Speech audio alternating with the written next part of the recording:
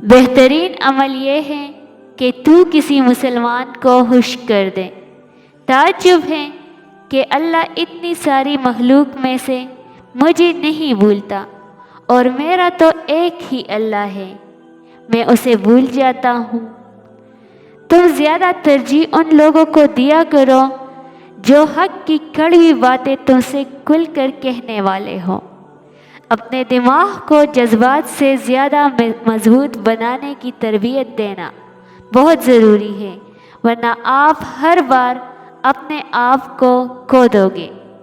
بہت اذیت دیتا ہے وہ لمحہ جب آپ غلطی پر نہ ہوں اور آپ کو غلط سمجھا جائے، اور بدلے میں آپ اپنی صفائی بھی نہ دے سکیں۔ صرف مسکرا دیجئے اور کہہ دیجئے میں ٹھیک ہوں، کیونکہ کوئی بھی حقیقت میں پرواہ نہیں کرتا۔ ہم مسکرا کے چھپا لیتے ہیں غم اپنا، لوگ ہم جیسا بننے کی دعا کرتے ہیں۔ کبھی کبھی ہزار تسلیوں، لاکھ دلاسوں سے بڑھ کر صرف 3 لفظ حوصلہ دیتے ہیں۔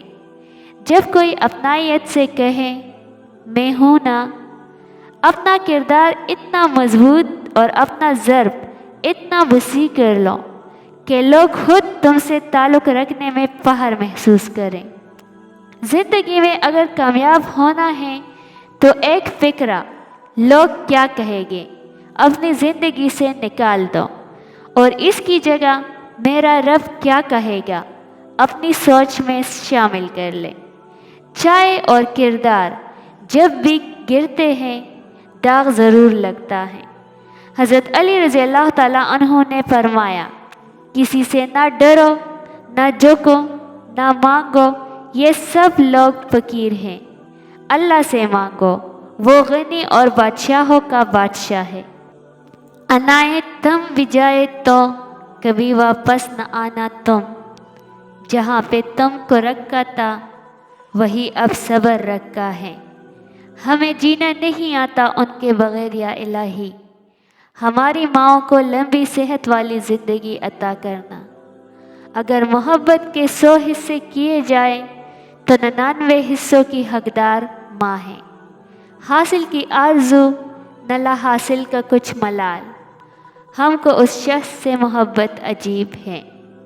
نماز وہ واحد حکم ہے جسے اللہ نے آسمان سے وحی کے ذریعے نہیں اتارا، بلکہ اپنے محبوب حضرت محمد صلی اللہ علیہ وآلہ وسلم کو آسمان پر بلا کر تحفے میں دیا۔